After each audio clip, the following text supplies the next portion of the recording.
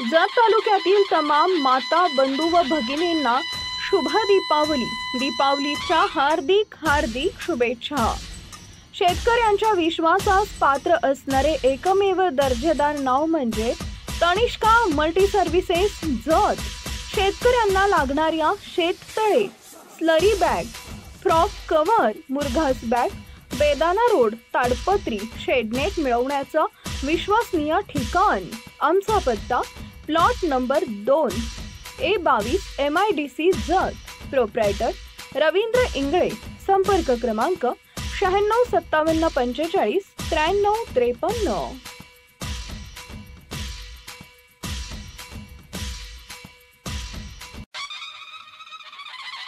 जत तालुक्यातील तमाम माता बंधू आणि भगिनींना दीपावलीच्या हार्दिक शुभेच्छा।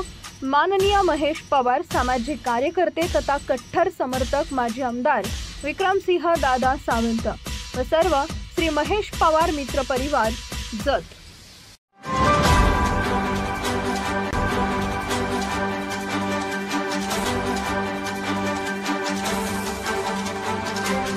आपण पाहत आहात लोकशाही महाराष्ट्र न्यूज। जत येथील कारखान्याचा मुद्दा भरकटवण्याचा आमदार गोपीचंद पडळकर यांचा प्रयत्न। विकास कामाऐवजी कारखान्याचा मुद्दा घेऊन शिळ्या कडीला ऊत। माननीय सुरेशराव शिंदे सरकार यांचे मत। जत तालुक्यातील पाण्यामुळे ऊसाचं प्रमाण वाढलेलं आहे।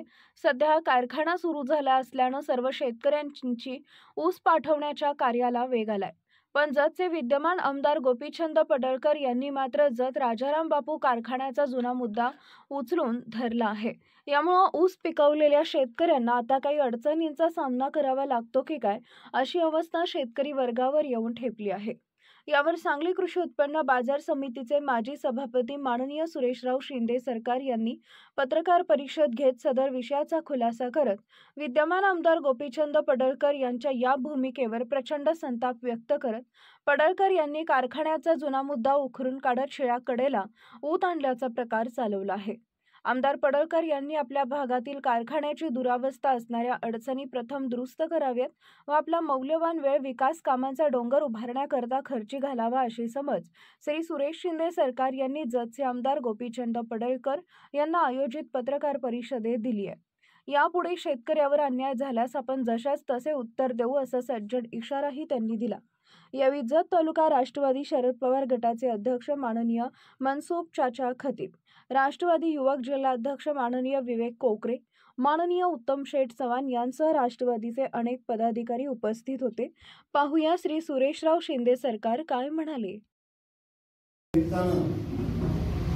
इथे जमलेले आमच्या सर्व पत्रकार बंधूंना आणि या जत तालुक्यातील तमाम नागरिकांना दिवाळीच्या हार्दिक शुभेच्छा।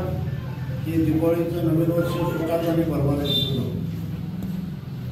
आज आपण एवढ्यासाठीच पत्रकार परिषद घेतली। आमदार गोपीचंद पडळकर जे बिनबुडाचे आरोप करायला लागले, लोकांच्या तो संभ्रम निर्माण करायला लागले, लोकांचा संभ्रम दूर व्हावा हा दूर दृष्टिकोन ठेवून आज आपण ही पत्रकार परिषद आयोजित केली।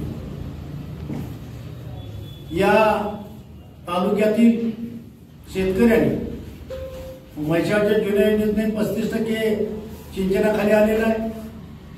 कर्नाटकमधनं आज उंदीपासून सुसला, सोनली, बालगाव, हळीपर्यंत परत मोठीवाडी या भागात ही कर्नाटकमधून सोडलेलं ओरफुलचं पाणी आमच्या तालुक्यात आल्यामुळं ऊसाचं क्षेत्र वाढलेलं आहे। आज निश्चितपणानं 4-4.5 टन मेट्रिक टनाचं गळप या कारखान्यात आणि कारखान्याला बॉयलरी पेटले। आज शेतकऱ्यांनी कष्टाने उभा केलेला ऊस या कारखान्याला आला पाहिजे ही शेतकऱ्यांची रास्त भावना आहे। परंतु आमदार गोपीचंद पडळकर या शेतकऱ्यांच्या अन्नात माती घालवण्याचं काम करायला लागले ही अतिशय चुकी। तुम्हाला जनतेनं एवढ्यासाठी निवडून दिलाय की या तालुक्याचा विकास करा।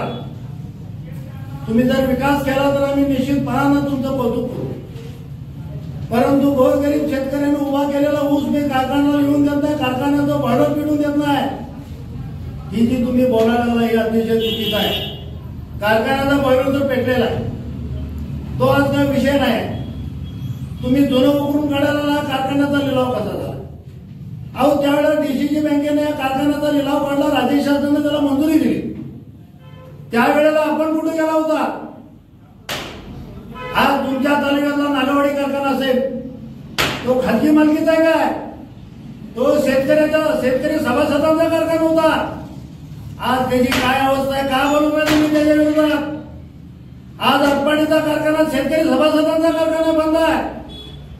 मग तुम्ही भाजीतली तुमकी वाजवत आहे का अटपाडीचा कारखाना चालू करत नाही? आज जगमध्ये येऊन जर तुम्ही वेश पेरायचं काम करत असाल, हे चालणार नाही आहे. तुम्ही म्हणताय आम्ही ऊस येऊन देणार नाही, तुमच्यात असेल हिंमत तर ऊस आणून दाखवा, आम्ही त्याच पद्धतीने दूध उभा राहू. तुमची जी भाषा चालल्या ती अतिशय वाईट आहे. तुम्हाला विकासासाठी निवडून दिलेला आहे, तुम्ही निश्चितपणाने या तालुक्याचा विकास करा, परंतु आमच्या लोकांत भांडणं लावायची. हा तालुका अतिशय शांततामय असलेला हा तालुका आहे. इथं जातीवादाचं राजकारण कधी आतापर्यंत झालेलं नाही. सर्व समावेश मंडळांनी एकत्र येऊन राजकारण करतोय आणि तुम्ही बाहेर गावावर येऊन इथं जर जातीचं राजकारण पेटवत असाल तर यापुढे आम्ही ते खपून घेतलं जाणार नाही. म्हणून तुम्हाला आमची विनंती आहे की या तालुक्याचा विकास करा. विकास सोडून जर का दुसरं तुम्ही पेट्रोपिटीचं काम करत असाल तर निश्चितपणानं जशा तसं उत्तर आम्ही तुम्हाला देऊ. तुमच्या जर हिंमत असेल तर कारखान्याचं गळ वाढवून दाखवा, आम्ही तिथे येऊन उभा राहू. तुझ्यात किती जमा काय जमायचे आम्ही निश्चितपणानं जिद्दीला जाऊ. हा शेतकऱ्यांचा कारखानाच्या नागेवाडीचा गेला, तिथं बोलत नाही तुम्ही. महाराष्ट्रातले अशी किती कारखाने गेले त्याच्यावरती बोलत नाही. आणि या दुष्काळी तालुक्यातला जो कारखाना आहे, जो शेतकरी इथं आणून ऊस करताय, त्याचं ऊस आणवण्याचं काम तुम्ही जर केला तर हे पाप तुम्हाला तालुका कधी सहन करणार नाही. म्हणून गोपीचंद अजून आमची तुम्हाला विनंती आहे की तुम्ही ह्या ज्या भानगडी करायला लागलाय, हे जे लोकप्रियतेसाठी ही जे स्टेटमेंट करायला लागलाय की या पुढच्या काळात कृपा करून बंद करा.